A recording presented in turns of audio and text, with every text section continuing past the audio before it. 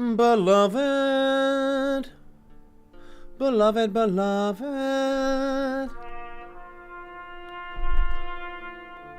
Your boy got fucked.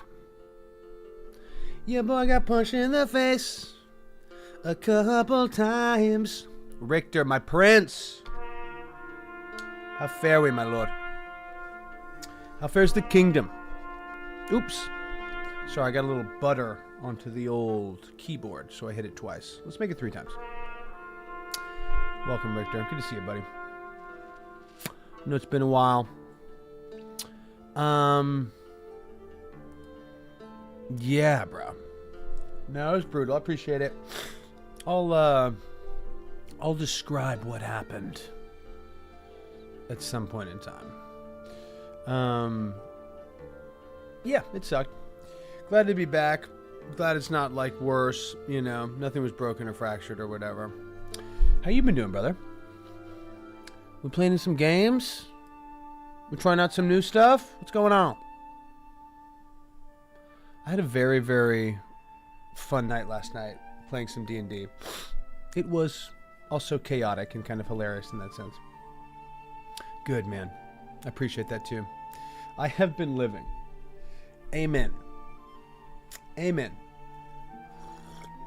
Have you been living unforgiven? That's my question. I hope the answer is yes. Yeah, dude. It's just like insane. Like it's kind of one of those things where it's sort of just like, what happened? What's happening? What's going on? Oh my gosh, sorry. Sometimes I'm on the wrong YouTube channel and I get these pop-ups and they kill me. Okay. Yeah, man, it sucked. I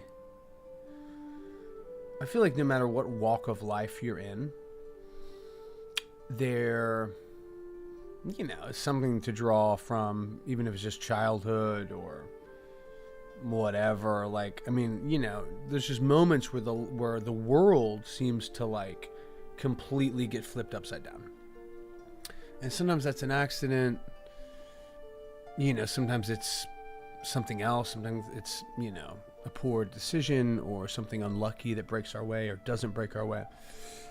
But, you know, physical violence is kind of one of those things where, I mean, not even just that there's no room for it, like there's not, like we need to move on. But it is so lingering, like in the same way that psychological damage, emotional damage, basically like damage, you know, sometimes can pierce different levels of the body, mind, and soul. And not that I'm like, oh, I'm so fucking ruined from this.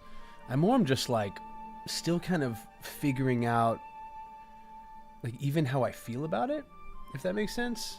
Like obviously I'm like disgusted and I think that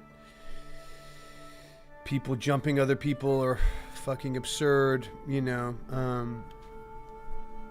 But it's more than that. Like I really, this kid, not to let him off the hook, but clearly like had some shit going on, dealing with his own pain or dealing with his own whatever, fill in the blank.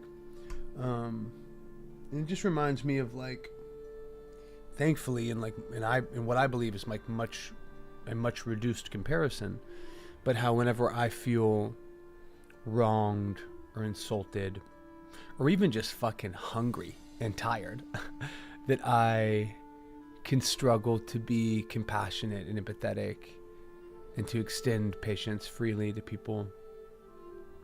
I'm not sure the best way to do this. I think I'm gonna, you know what? Fuck it. I might at the end of this give like a proper rundown in terms of what happened. I also might just copy and paste a video I made and drop it into my Discord. More just because I'm like, you know, not necessarily tired of talking about it, but I'm just like, oh, yeah. So, D&D. Had a great game last night. Super fun. It was one of the start playing games, and man, this group of dudes has just been great. It's basically 2 friends and then a separate friend of mine. Yeah, man, it's been so much fun. But the party really has meshed well. They were on what was supposed to be their like final like session or episode. It was like an 8 session arc, and they were playing the War of the Stargazers, which actually just popped up in the chat, but is is sort of a compacted reference point of a lot of the Silver Marches and a lot of kind of my previous home campaigns, Homebrew and second arc kind of, subterfuge. But it was really cool. A lot of stuff came to a head. However, there was one thing I wanted to talk about because it was, for me, the first time I dealt with it as a DM, and also seemed to me to almost be like, I don't know, a really kind of unique and unexpected kind of turn. I visited a major hotspot in motion picture history at Railroad 1897 State Park. Wow. Railroad 1897 State Park, is that somewhere in the Pacific West? Pacific Northwest, shall we say? I'm just looking it up. Jamestown, California. Okay. Home, of course, of the Jamestown Massacre. I've never heard of this. A one-of-a-kind attraction combines industrial heritage with what else? Well, whatever. Known as the Movie Railroad, Railroad Town's survival has been aided by the film industry. First began filming in 1919 for a silent serial called The Red Glove. Fuck. I love that it was called The Red Glove. Lots of old westerns. Fuck yeah, bro. I love Once Upon a Time in Hollywood, how they touch on the old... It's not Strauss Ranch, but it's something similar to that. It's like an old 1910s, 20s, 30s property that likely was like a homestead and farm that then got turned into like a western set. High Noon was shot there. Fuck yeah. I'm rooting for Gary Cooper. That guy's always like 6 strides away from catching a train, from illegally boarding a train in search of a damsel. I support it. That's awesome, dude. What brought you there, man? Unforgiven was filmed there. Now that is a fucking epic. That's fucking epic, man. Damn. Wife looked it up. Okay, cool, man. Man, that's awesome. It's so funny how... Look at this. Railtown 1897 SHP at parks.ca.gov. That's how you know it's fucking legit. Very cool. There's a really sweet little Griffith Park mini railroad. I forget what the fuck it's called, but it's designed for children, and it's right next to the Railroad Museum, which is pretty dope. Bunch of old, like, decommissioned, like, engine cars and stuff like that. But down the way from the actual sort of museum is this little kids, I'm blanking on the name, but more or less like the kids train. And you can pay a couple bucks, buy a ticket, and take like about a 10 or 15 minute loop through some really cool little like mini setups. They have a bunch of like, old Western storefronts and, wagon train kind of vibe. They have like, a bunch of fake cows and little gophers popping up. And then there will actually be, real life squirrels and bunnies and birds, of course, just kind of in the mix. But man, we've been there twice now with Waylon. And the second time was maybe, I don't know, 6 weeks ago, 2 months ago.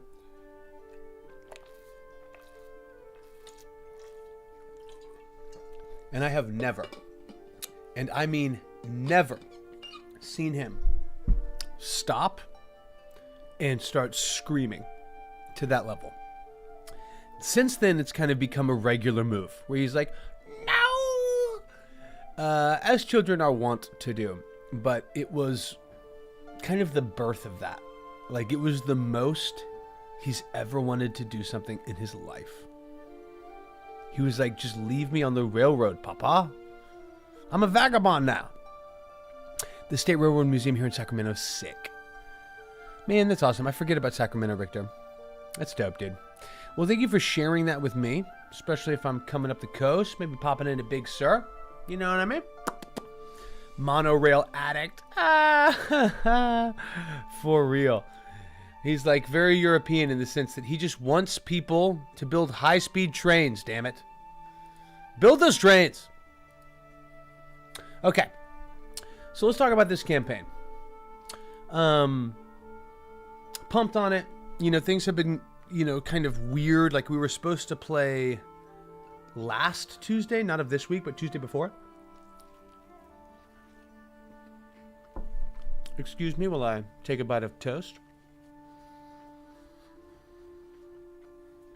And man, this will only be our 5th session. So I think I actually streamed on the Wednesday that later I got, you know, fucking jumped on or whatever, later that Friday. The point being that some of this, thankfully, we've already touched on. But not this week, but last week, last Tuesday, and last Friday, actually, I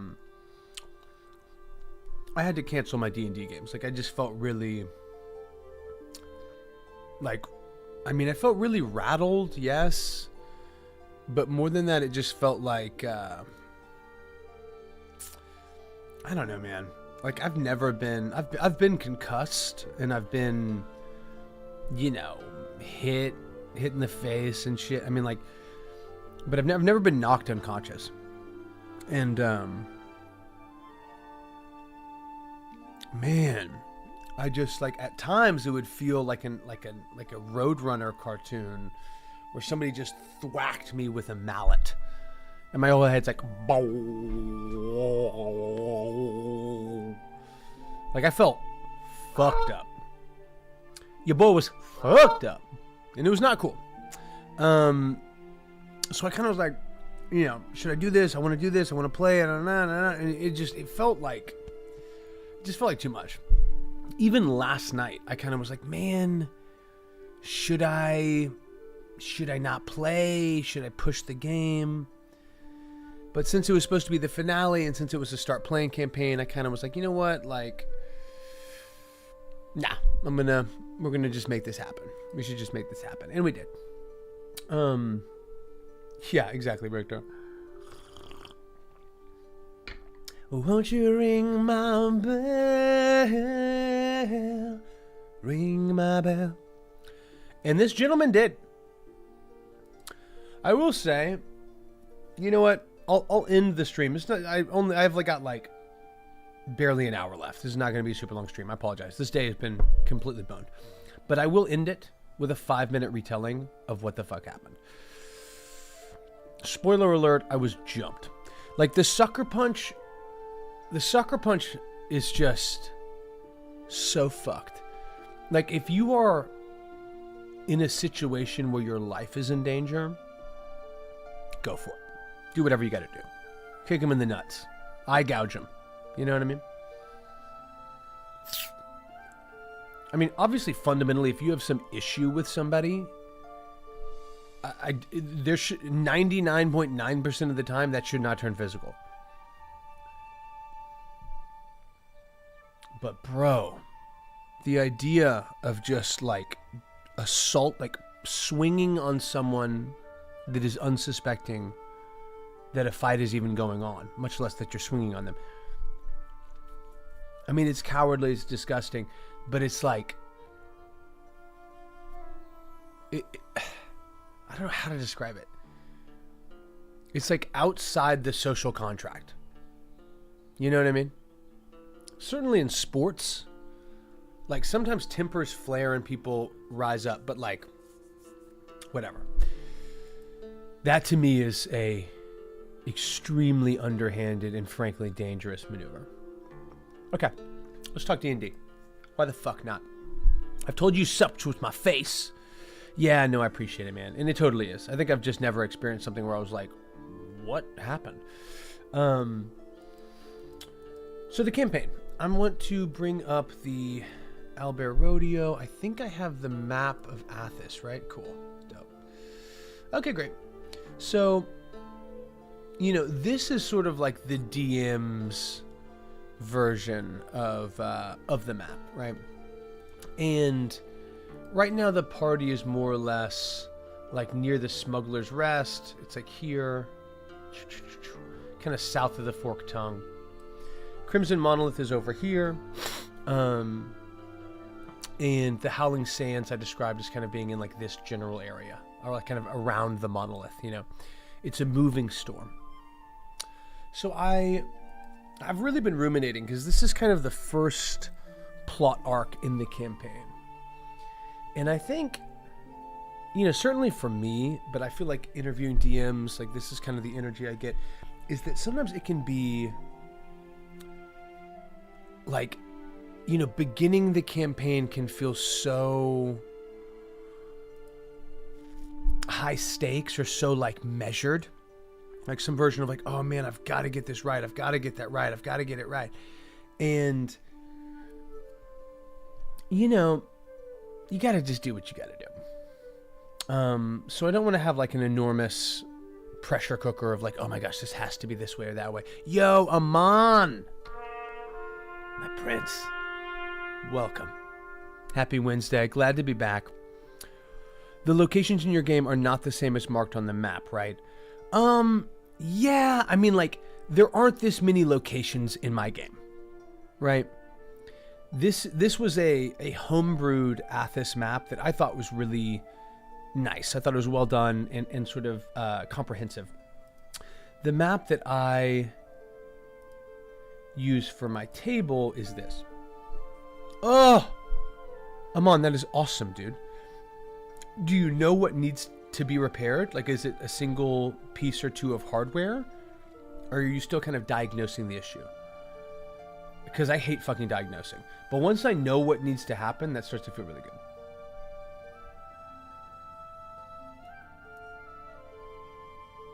Okay, so this one is just like way less marked, right? I don't know why it's not loading. Huh. Motherboard, CPU, RAM, new Windows. Wow, that's a lot. Okay. Well, our fingers are crossed. And my hope is very high. So this is kind of the version of the map they have. Some of it is marked. Look at this goal. I'm not seeing this. Cult Massacre. Interesting, dude. Besides the graphic cards, nothing was much younger. Hey, man. I bought a new PC last year, and it was a freaking journey. Arm and a leg, arm and a leg, arm and a leg. But once you get through it, what a great feeling, right? Because you're kind of like, okay, thank God. Like, I'm set up for at least another 5 years, you know? But yeah, man, I love that.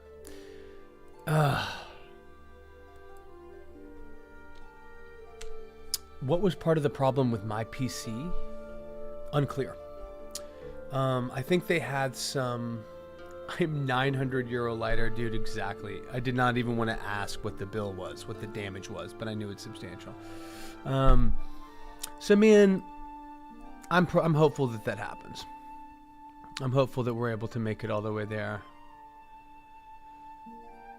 See, Richter, there are some things that are kind of marked on the map, right? For whatever reason, this is so low res that it's kind of hard to make it out. So I'm going to have to find a better map or a high-res map or a way to put it into Owlbear where it doesn't lose quality like that. Let me just check something real quick. Because I think if I bring it up in my PC, it will be much different.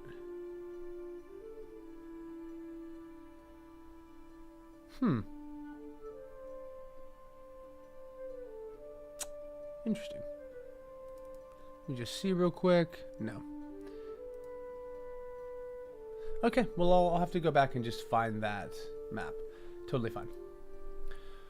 So the campaign, you know, is kind of in those early stages, right? Like, it's just beginning to kind of click forward. They, in my opinion, have been doing almost more than anything, kind of getting a feel for the world.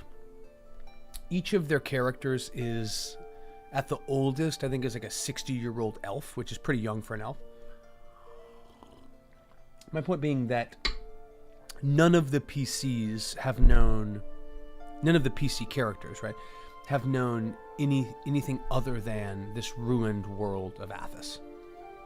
And I was kind of interested to see how that would go, because part of me was like, well, fuck, I mean, it'd kind of be cool to have somebody that was older than 180, 200 years that maybe remembered what it used to be like. And of course, in the canon of Dark Sun, the wasteland of Athos has been going on for thousands of years. Like, they describe it as people being so uneducated and having such a limited access to knowledge, to, you know, fill in the blank, that some people were like, has it always been this way? Did it used to be different? I have no idea, you know? But because we're trying to segue this from one campaign to the next, I didn't think it made sense to have that long of a gap. All that to say that the player characters are all young. They all only know this world, right? That's all that they've been familiar with ever. And to me, that's cool, because I think they then, their player characters like understand like, oh shit, this is the way it is. And now in these first 4 sessions, the actual players have kind of above table been able to see, oh shit, okay, it's dog eat dog. Oh shit, there's no magic here, like, at all. They chopped that dude's hands off. Oh shit. Oh wow, this guy traded like 90 gold for 3 days worth of water. Fuck.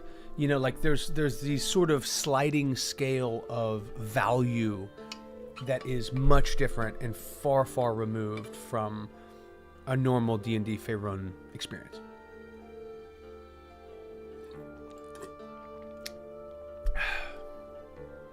So the party came before the tradesmen. They kind of got caught with their pants down a little bit. They were trying to sell or trade an alchemist jug, which obviously is like a fucking incredible item in Athos. Something that can pour out liquid, pour out water once a day. But they tried it, saw that it worked, and then went in on the same day to the tradesmen. And basically were like, tradesmen, we have this pitcher. Water. And then poured it, and nothing poured out. Because it only worked once a day and they already used it. So they had to kind of prove their worth in other ways. A battle broke out. It was a little touch and go. But at the end of it, they found themselves successfully trading a alchemy jug for the second of 2 rings of the 4 sisters, which will be, they'll need all 4 to be able to like activate the next phase of the campaign. Wait, let me get this. I get that as your tool. I was just trying to stay tuned. Oh, for sure. No, Richter, I appreciate that, boss. I appreciate that. Honestly, like the maps of Athos have been some of the hardest to source, because stuff in like Faerun and the Silver Marches and the Sword Coast, there's just a lot more that has officially been released, and there's also a lot more homebrew. So for a while I was showing them the main map, you know, the one that I first had out, and I just felt like I had to like put up a bunch of fog and block the names of stuff, you know, because I didn't want them to be like, oh wow, the Silver Spring, that sounds cool, is there silver there, let's go check it out, you know, because their characters would not have a tenth of this knowledge. And especially early in a campaign, like, I think that's part of the deal. You got to gather information, you got to get a lay of the land, even if it's Strahd or the Sword Coast or whatever, like, you know, you don't have all the answers. You need to get a little bit more educated. But as I brought up that other map before this one, I realized like I might need to find a third map that kind of splits the difference. As a rough estimate on my end, a big reason why I wished to sort out the finance before I brought it. Got you. Well, bro, let me tell you this, man. Like, well, whatever. If it's already being fixed, you want to make sure that you have an actual estimate from them. Because there's nothing worse than when somebody has like pulled apart your car or your computer or whatever, and they're like, oh no, oh it's 1800. You're like, I was thinking 900. They're like, well, I could drop it to 1850. So maybe, I mean, again, like, you know what you're doing. You know how to, I got the estimate already. Okay, of course. Cool. That was my own panic coming through, not judgment of you. Appreciate that, Amon. We had a nice pen and paper time a few days ago. Is that because you couldn't use your computer? So you were like, I gotta go analog. Dude, that was me being concussed. I couldn't look at screens. I mean, I could, I guess, but it's sort of like, do so at your own risk. You know, for work, I do obviously a lot, you know, acting, a lot of taping and on camera stuff. I had a callback on Friday that like I couldn't go to because I looked like I'd been like hit with a baseball bat. But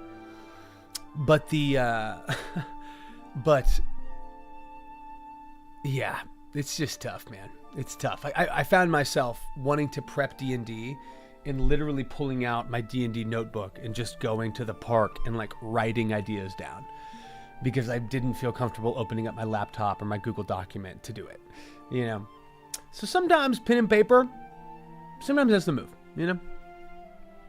The PCs made the decision for me. Exactly, Richter. Exactly, dude.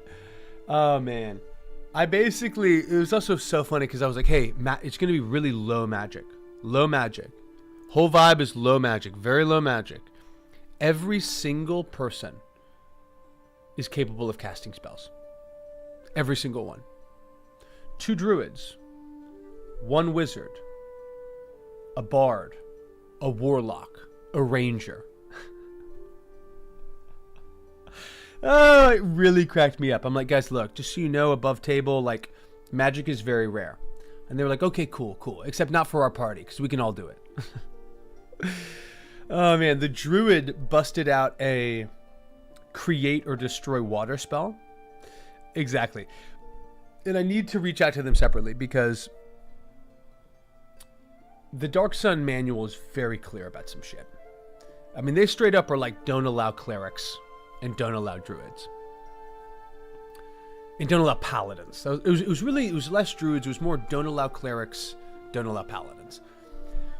And I get that because of the historical through line of, you know, a divine patron, like this, you know, divine relationship and interaction, divine magic, etc.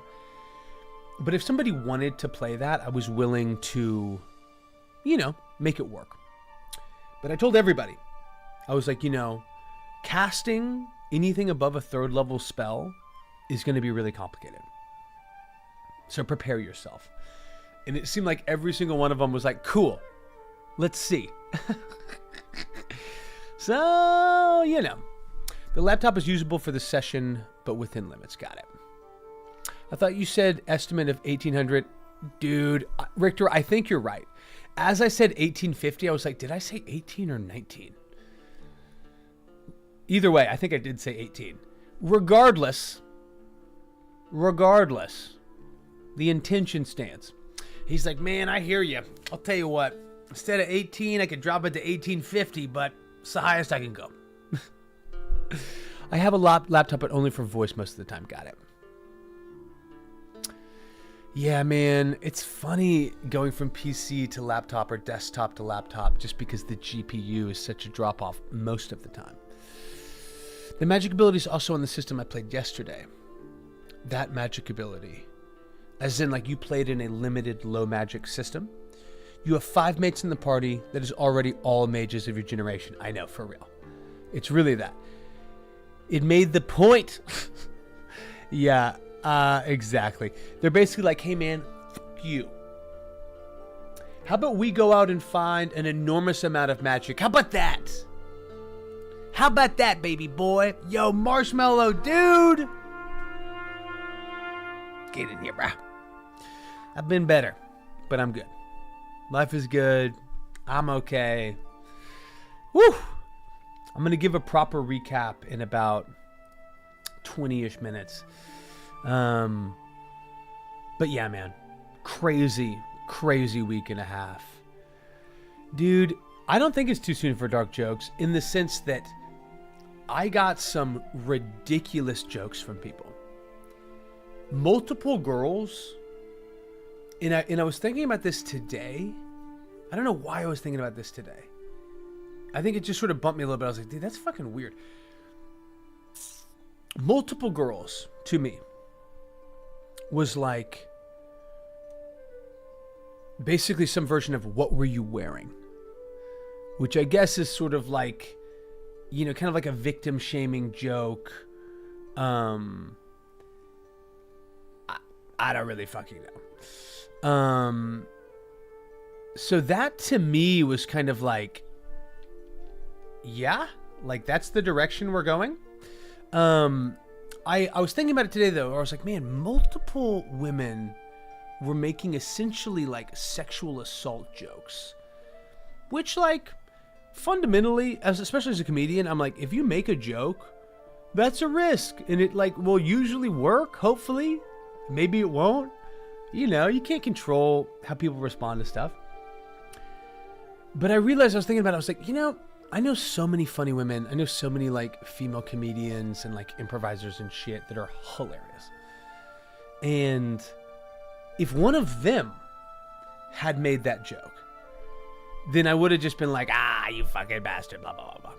And not that like I got in some argument or whatever, but both times it happened, I was like, ooh, that's a little cringe. Like I was fucking like assaulted. Like I was knocked out. I was sucker punched again, and left and abandoned, bleeding out in a fucking rec center. You know what I mean? But I think the only reason that bumped me is because these two individuals are, in my estimation, not very funny. Like, I don't think of them as being jokesters. But as I thought about it more, I was like, no, man. Like, these people are trying to speak my language of comedy. You know what I mean? Of being like, hey, like, let's lighten the mood with a joke. So I never want to be one that, like, can't take a joke. Especially one that's, like, at my own expense or whatever. I think it was just very jarring, and I was surprised by those type of jokes. You know what I mean? Anyway, I don't know if the "you get him next time" slugger is a joke, Marshmallow. I will not. I pray there's no next time. I pray I'm never sucker punched ever again in my life. It kind of ruins any sort of exchange. Anyway, in the German system Splittermond, aka Cracked Moon, magic energy is usable for nearly everyone. Got it. So we have some magic users. We had the age comparison in the party. Oh, got it. No, not at all. Marshmallow, it's all good, dude. I didn't know if, like, get him next time slugger was a joke because it looks like I've been hit by a baseball bat. That's legitimately the only reason I was asking. No, man. That's far from the worst joke. Far from the worst joke. So, next Tuesday, session 5. These guys are going to pick up in front of the tradesman, and he's about to uncork this circular leather case. Inside is this flute of the wild winds. Performance check.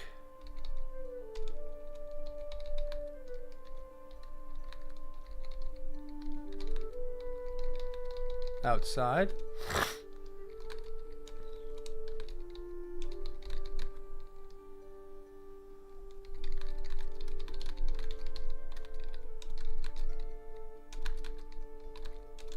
Okay. So I'm liking this.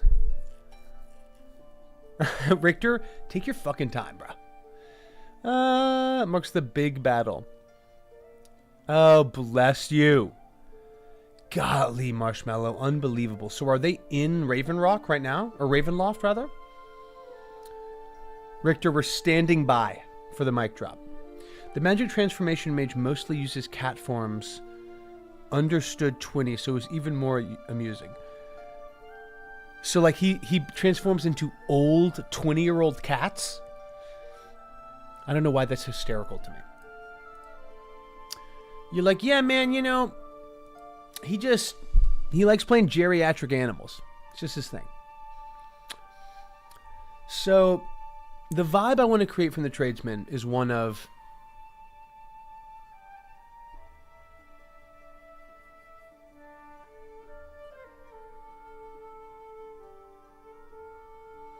the why of the Howling Sands. The tradesman has now heard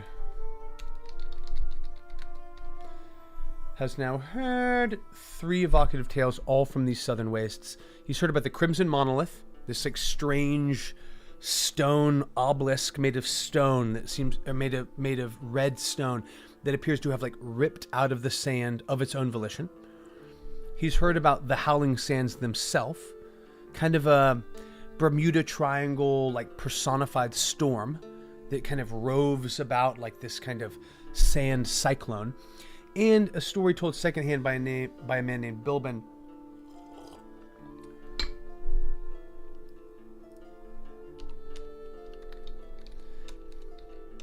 about the last real heroes. People that gave a shit. People that gave a shit! So he'll send Finn to the Howling Sands. Let's see if those filthy elves were spitting lies. I want you to look for a moving cloud, a tornado. Also, keep an eye out for an enormous red rock. And anything that looks cool. I'm always looking to buy. But I want closure, okay? So, I think that the Howling Sands now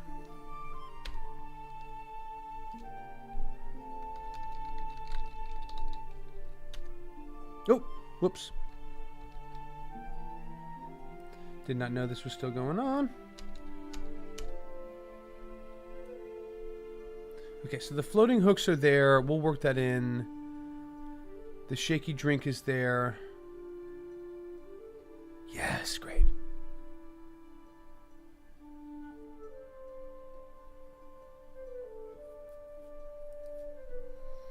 The moon will quickly move through its phases here, though it hangs unmoving elsewhere for most of the year. Thin ties to Saloon. I'm going to put all of this in purple because it represents the War of the Gods. Cool. Okay. Oh, and they've officially started the process to release Vecna. I don't know why that's hilarious. They're like, also, I just want to get official about this. Vecna is on their way out. We made it official. We made it official with Vecna. No Valecki, but he's about to teleport their asses to his temple if they take too long. I love it. So, spoilers for Curse of Strahd coming up. Marshmallow, I'm not worried about you. I know you know this. But I didn't know this because we just basically defeated Strahd. Defeated him and then went in and found his actual coffin. And defeated him there. And it was fucking gnarly, bro. Hell of a session. But, what was it? What exactly was going on? I forget where we were in Ravenloft. But there's some point where, like, you go down beneath the castle. Down. And you reach, like, kind of Strahd's lair, I guess. But there's more or less a sequence of like, teleportation options, right? Like, one takes you to a place of lore. One place takes you to a place of coffins. One here, one there, one here, one there. And there was a couple where we were torn. We were like, oh, shit. You know, we have to get to Strahd quick before he regenerates. We gotta fucking go. So we were torn between a couple. I can't remember. But we ended up choosing the right one, thank God. That took us close to where Strahd's coffin was. And our GM was, you know, just a nice enough GM that was kind of chopping it up with us after. And we were like, oh man. Because as a party, we were like, not really disagreeing, but we kind of weren't sure, you know? We were like, oh, should we take door number 1 or door number 2? both of them are written as riddles and they kind of sound like they could work. So let's say we took door number 1, but now we're kind of like, man, did door number 2 lead to where we thought it led? And the DM was like, door number 2 led to Valleki, which teleporting from Ravenloft to Valleki is like a distance. So I'm curious if that's kind of what you're scheming, Marshmallow. It's almost like a reverse teleportation from Valleki, or from Valleki rather, to Ravenloft. So, oh God. Oh my God, Lord Rector, all good. All good, man. Hey, the joke was apparently the potential of a joke, and that works, dude. That plays, baby. No sweat at all. Don't let me complaining about... Listen. Even those people that were making jokes, like, truly, like, I get it. I joke about everything. So I think there's that sense of, like, them being like, this is how John interacts with people. And yeah, and it's like, I think I was just really close to the incident and not really sure how I felt about a bunch of shit. So please don't hesitate. Like, it's all good. We can make all the jokes we need. And elves are adults with 24. So in this system I'm on, elves become adults at 24 years old. So they kind of age like humans. But when an NPC asks how many summers did you witness? Yeah. No, I think fall is fall, right? I think summer is summer, so it'd be 24. As in Turner, we don't need another hero. But sometimes it is, I need a hero. The point is, sometimes I do, sometimes I don't, right? Okay. Not sure the easiest way to make this happen. Let me see here.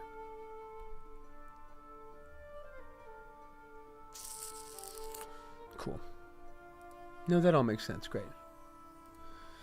Okay, so I want to write a little bit about the Howling Sands here, right? Thin ties to saloon. I like the idea of it being a hut. I wonder if it's like...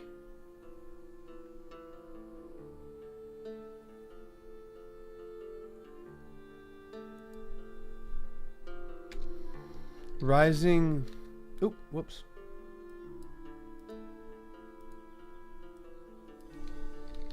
Rising above the wooden hut.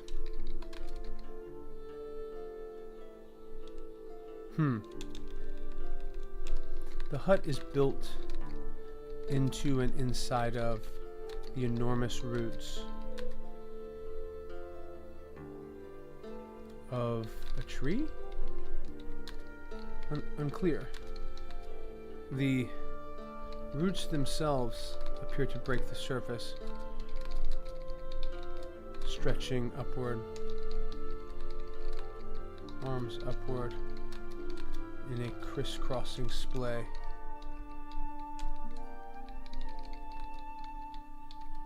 Of wooden limbs, almost as if the tree is growing in reverse. Its roots exposed. Oh, sorry, I misspelled that. Its roots exposed, and its trunk stretching down beneath the ground. So this is a callback to the end of campaign 1. And I want to do that because I think it'll be a good way to connect the campaigns early and also show that, like, there are some areas that are still, like, touched by the old gods and by divinity. The shaky drink is, where'd they put it? Oh yeah, they called it the last drink, but I called it the shaky drink. I thought it was funny. Let me just put that down.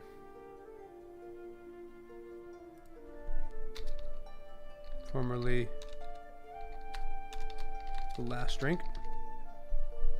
But basically heading this direction, leaving the Forked Tongue, heading, southeast into the Endless Sand Dunes, towards the Crimson Monolith, towards the Howling Sands. Like, that is going to be kind of the beginning, right? They are going to be exposed to Darkstep eventually. They're going to be exposed to more kind of versions of this dark ichor, kind of corrupting the material plane.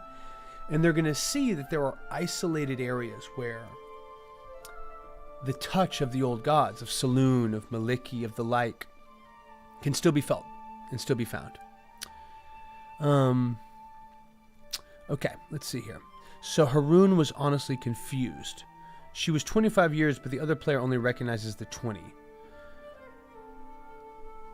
I don't really get that, Amon, but I do love anything that allows for a little bit of like cheeky role play. I know you love to kind of like bury the lead a little bit. What's going on here? Why? Huh. Okay, cool. And that's honestly hard to do. To like bury the lead with your own party can be tough. Sometimes they're the hardest to trick. You know what I mean? Every DM knows that. We're like, oh God, they've done it again. If the character is played as a happy and innocent healer, got it. They only heard the 20 part of her age. The 5 went missing. Okay, got it. So they just misheard you. I love it. Well, nothing wrong with that. You can let that one kind of run out for a little bit, huh? Well, let me just see what makes sense here. He'll tell them about the Howling Sands. He'll tell them about the Ashen Land. Right? He sends Finn. I think he will fit Finn with a bracelet. Simple woven cords of cacti. Brined and hardened. Intertwined are pieces of copper and iron flakes. Just in case you get any funny ideas. You're still property, boy.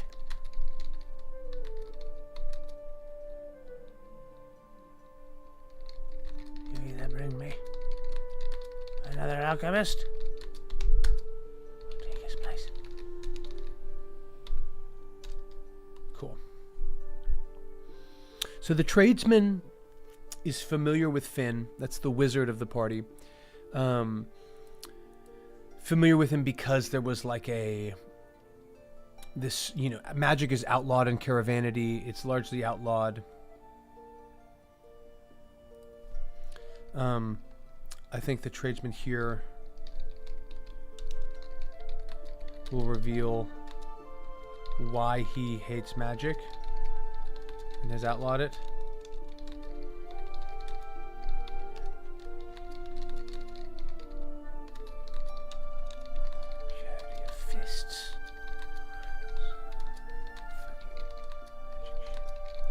Okay. I love the idea, though, of not too much, right? Not too much trying to harken back to the old campaign. But I do think it really is satisfying because of how the last campaign ended. To let kind of the players know above table, like, hey, there are still NPCs in the world that remember the old party. They give a shit about them. That are trying to figure out what happened. That are maybe even still trying to accomplish the same goals that had previously been accomplished or, undertaken by the party in the first campaign. That to me is fun. I don't want it to feel like, again, like my takeaway from Critical Role Season 3 was like, it was way too insular. Way too much, like, inter-campaign referencing, and I feel like kind of like hand-tied a lot of the party and their ability to make decisions. So I don't want that to happen again. Partly because she was adopted by her aunt, so clear age might be ambiguous. Yeah, I get that, Amon. And some callbacks are healthy, for sure. I mean, like, I would say that we need callbacks. I would say that a good party needs callbacks. Like, that's what makes me feel like I'm playing in a campaign that's long spanning. And it also helps me trust that the DM is not just, like, making it up every couple weeks. You know what I mean? Like, the setting things up and watching them come back around, foreshadowing things that then come to bear, referencing characters, wants, needs, potential conflicts, and then seeing them arise. That to me is very realistic. And that to me is very, very grounding kind of in the world, which I want and I appreciate. Okay, let me just think about this. So I feel good about the Howling Sands. Oh, Baradon. Yes.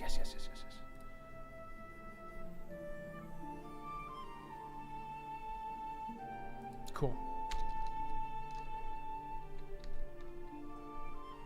A spy.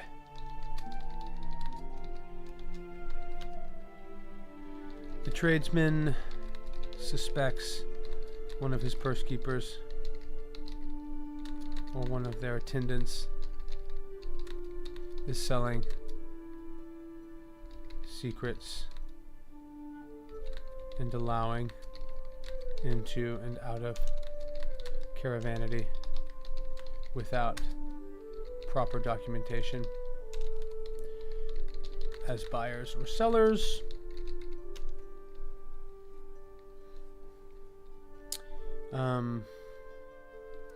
It's Baradon, Gregora, and Thristine. I believe his name is Thristine, right? Let me just see what this guy's name is. Thristle. Got it, okay.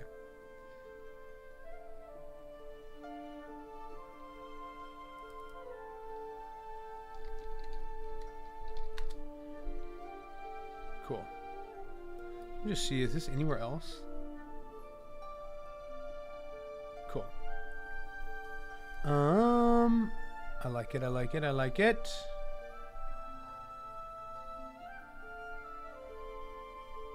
Cool. Damn it, I forgot the guy's name. What's his fucking Thristle? Okay, great.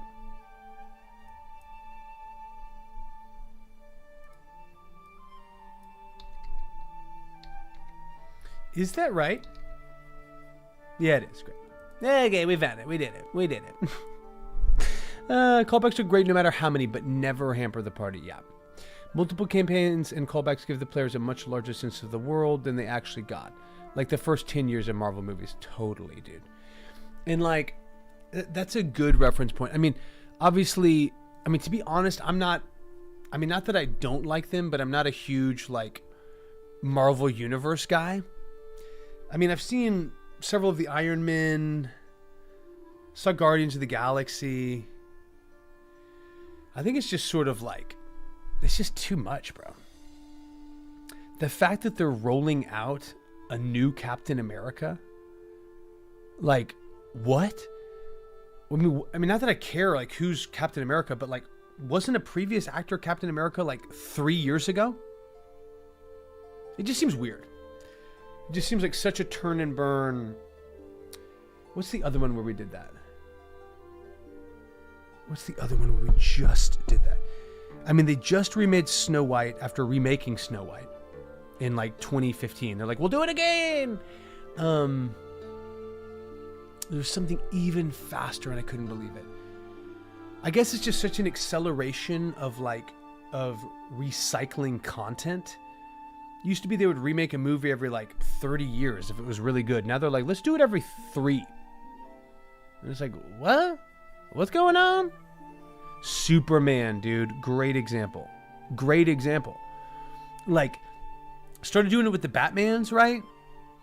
Where it's like, okay, Batman, Dark Knight, the Batman. Like, can we chill?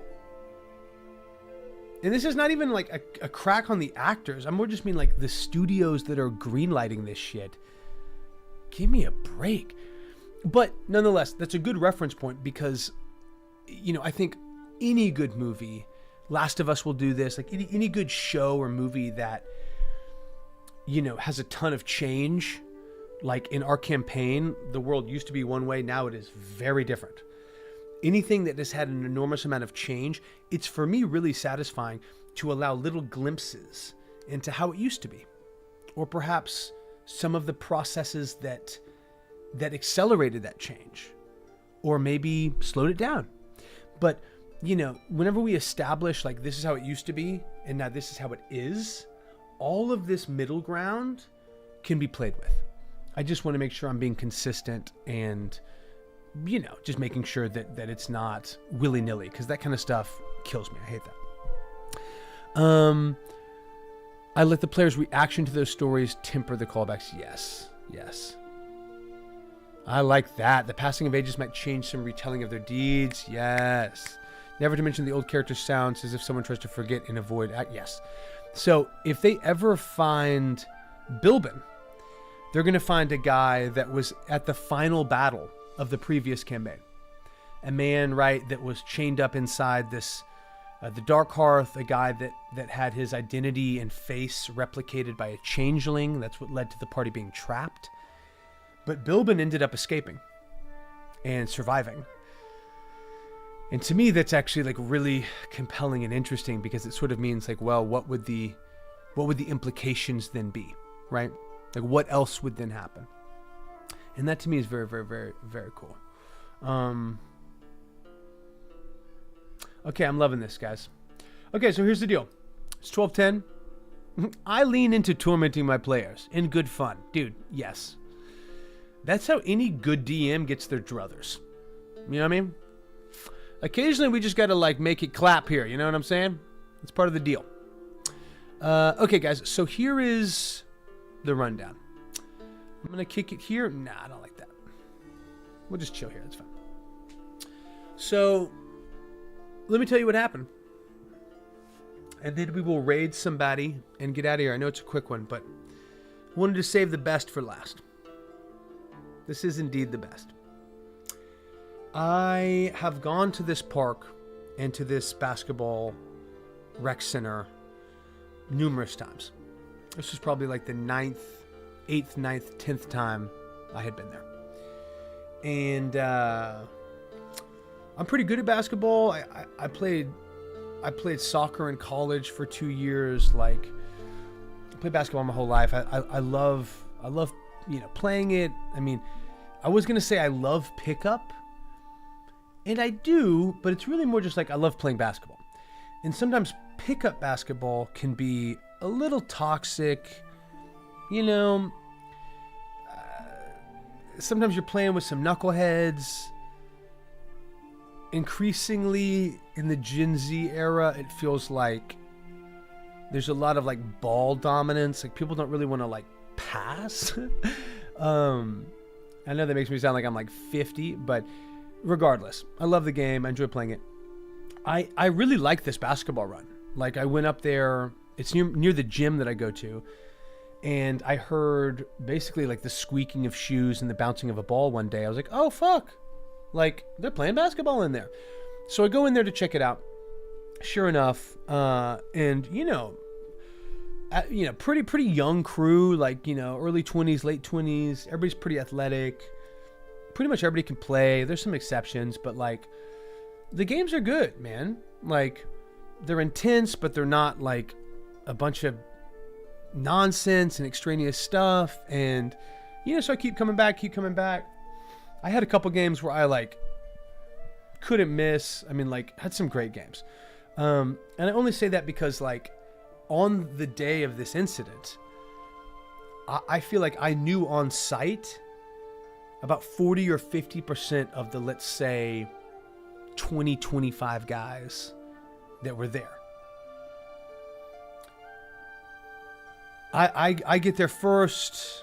Gym opens at 11. I usually got there at 11, even though people wouldn't show up until maybe like noon.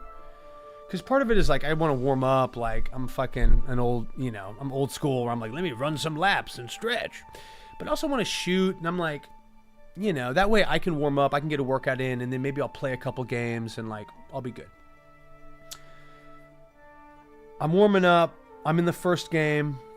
It's worth noting that the dude that hit me, I played with him the week prior. We'd been on the same team. And we had won a bunch of games. We'd won like 4, 5, 6 games. To the degree that I was leaving and we just won. He was like, yo, man, like we got one more. Let's get one more. And I was like, yo, dude, I got this like, 1:30 Zoom or whatever. I gotta go do some work basically. And he was like, all right, bet, And I was like, hey, what's your name, man? He told me his name. I told him my name. Cool. And like, I'm a friendly, yo, Sage, what up, Prince? I'm still here, baby. They couldn't stop me. Good seeing you, Papa. I appreciate that, Sage. Thank you. I'm describing what happened right now in this moment. So this guy who I will not name, but I played basketball with him, man. Like, we'd been on the same team. We'd shown love to each other. That morning, like I said, I was the first one there. I'm shooting around. And this dude walks in the gym. And I'm like, oh, yo, what up, man? And just like bump him up. Because I was kind of near that corner of the gym and I recognized him. And like, that's the type of person I am. Not like, oh, I'm this like super great person. I was raised in Texas. I like to say hi to people, especially if they're like walking into a shared space. Just acknowledge them. I don't know. I mean, it's weird to me when people don't, which is the LA special. Everyone's just like, so whatever. I bumped the dude. Games start going. I'm in the first game because I'm there first. We win our first game. Second game, we're playing this dude and whomever else. And it's a good game, normal game. We end up losing that game. But there's no issues. There's no like smack talk or like hard fouls or anything. It just sort of is a normal basketball game. We barely lose. And I'm kind of sitting there. I'm like, ah. And I'm like, hey, who's got next? This guy has next. I'm like, who has after him? Okay, I got after you. The guy's like, all right, tight. I'm like, all right, cool. I go get some water. The other game's starting, blah, blah, blah. 10 minutes go by. I come back in the gym, and there's an argument going on. Dudes are like yelling, pretty toxic, blah, blah, blah, blah, blah, blah, blah. And it's kind of normal basketball stuff of like, I was fouled. No, you weren't fouled. Yes, I was. Respect the call. No, fuck that. Blah, blah, blah, blah, blah. Eventually, it sorts itself out. Play resumes. Shortly after that, the guy in question calls a travel on this other guy. And bro, it was a ridiculous call. Nobody calls a travel in pickup basketball. I mean, if it's like egregious, if it led to a layup, sure. This was like a 50-50 call away from the ball, and it was just weak. But again, I have no involvement. I'm not in the game. I'm not involved. I'm just witnessing this. Dude calls travel. The other team's like, oh, hell no. For all the reasons I just mentioned. We're like, fuck that, fuck that. Tons of arguing. It now is like getting loud and like really kind of getting heated. Again, I'm on the sideline with like 12 other guys. And there's 10 people on the court. Maybe 2 or 3 of them are arguing. Everyone else is just like, oh my fucking God. All right. Eventually, play resumes. The game ends. And the guy in question, his team had lost. And he starts freaking out. No, fuck that. Fuck that. Fuck, I got next then. How about that? How about I got fucking next on this shit, huh? I got fucking next. He starts screaming basically like, I got next. He just played and lost. The dude who has next and is walking out is like, yo, man, like, you don't got next. That guy's got next. And that guy was me. And the dude's kind of continuing to freak out. I'm like, yeah, man, like I've got next after him, and that dude's got next after me, pointing to the guy after me.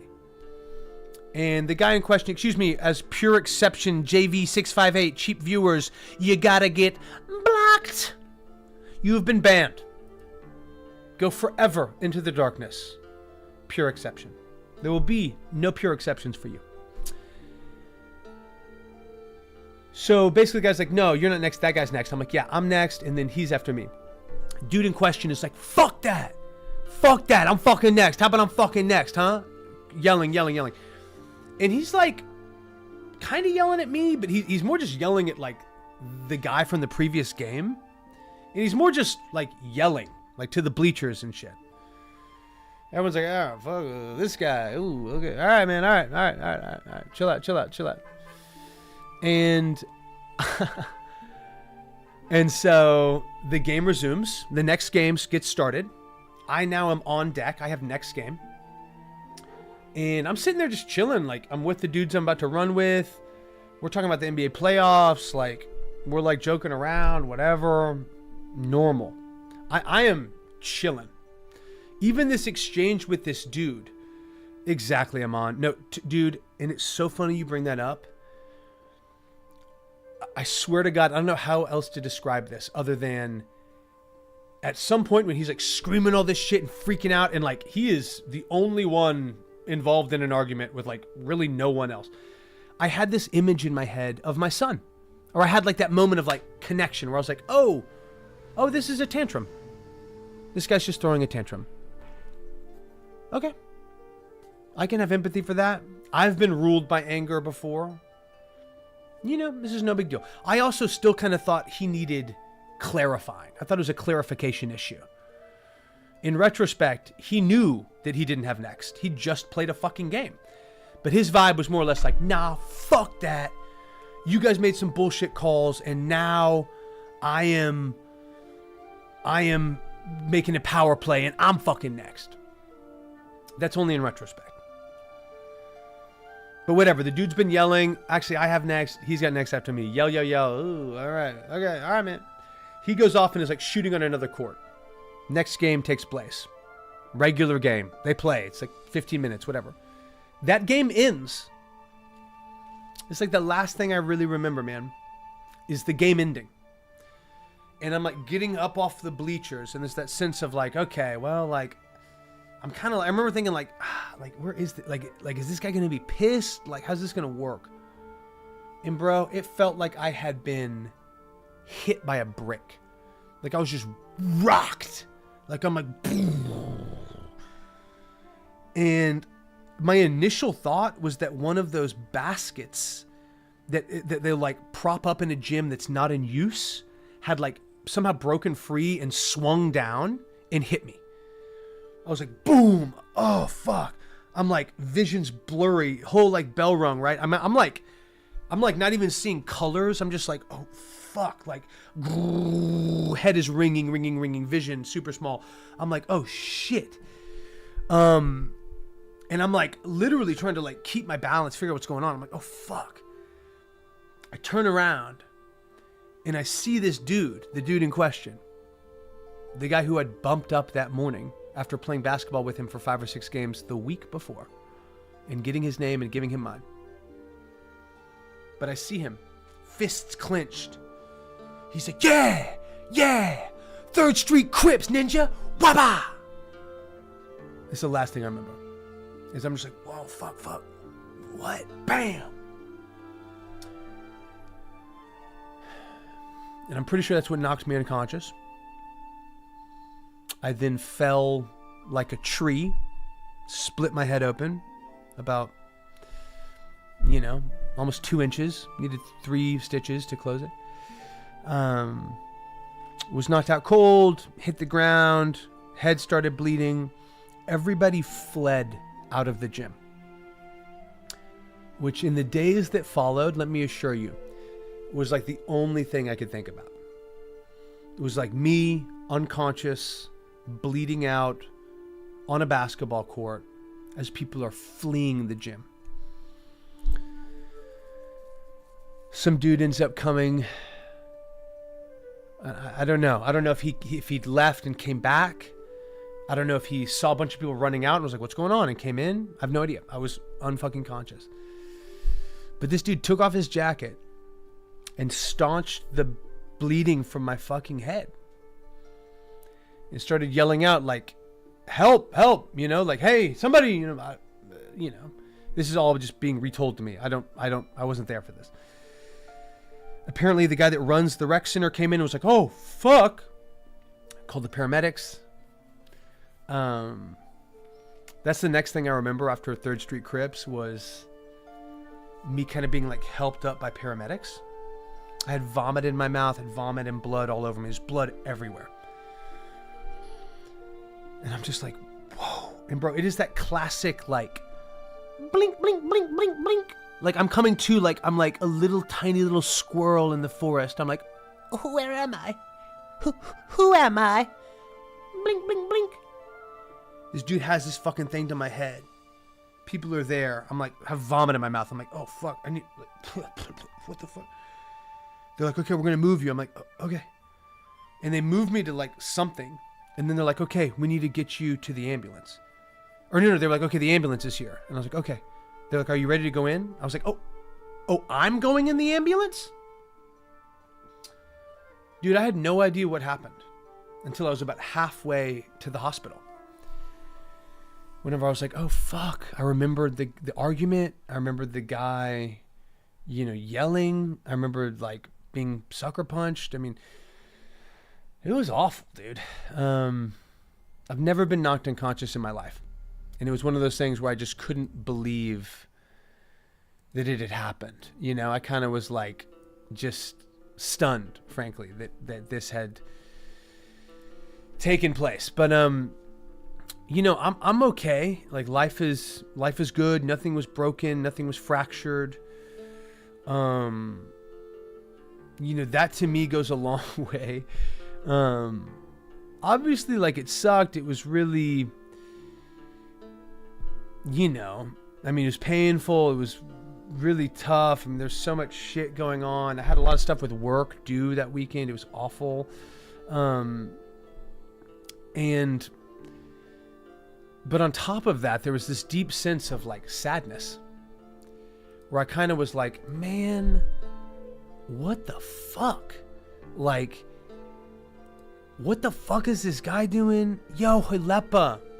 Bro, I'm describing how I got assaulted in Los Angeles and knocked unconscious and abandoned while I was bleeding out in a park.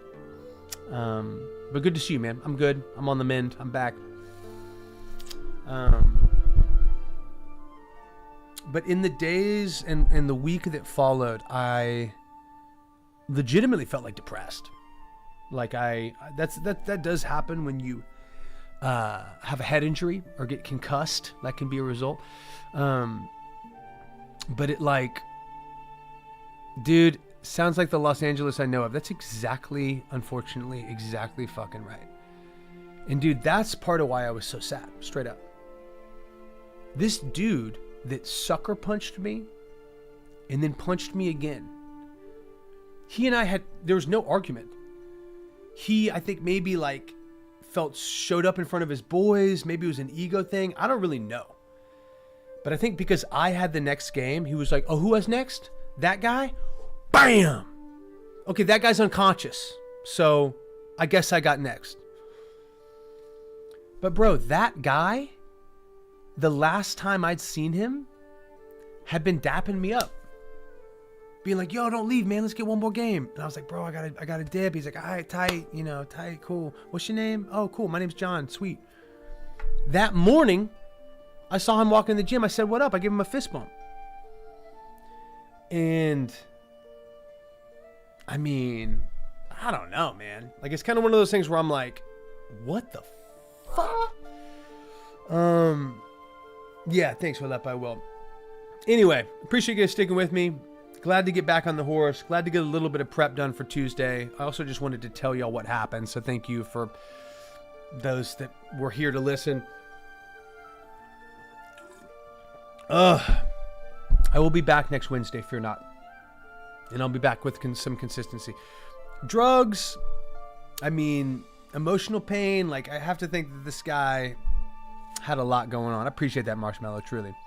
Guys, I appreciate all y'all.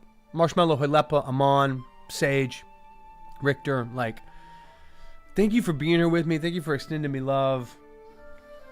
I really, really enjoy this community, and it really is uplifting to me to do tabletop creation with people that I get to know deeper and deeper and deeper. And at the same time, like, we got to take care of each other. We got to take care of ourselves, right? And I, of course, never want to be in a position where I'm like in a bad spot or something dangerous happens, but I want to be able to be prepared. Like, I want to be sensitive and aware of my surroundings, aware of what's going on, aware of, you know, the threat level. Because, I mean, and I have, bro. I mean, I've been robbed. I've been jumped. I've traveled all over the fucking world. I did not feel threatened. I'm like, this kid is, like, having a fucking crash out. Like, I'm sorry to see it. Like, I don't want to make it worse. I'm trying to be here for you, dude. Wha-bam! So, anyway. I love y'all, guys. Thanks for being here for me. I'll be back next Wednesday. I will be likely streaming on TikTok Friday evening as I cook. And would just love to fucking kick it. But regardless, take care of each other, man. And take care of yourselves. We're going to raid this guy. He's doing some prep. His name is Bivandonos. And he seems like a cool guy. So let's find out. Smooches, I'll see you next Wednesday. We out. We gone. Probably. We ghosted. We ghosted. Ghosted. Cap the DM. That makes me laugh. Okay.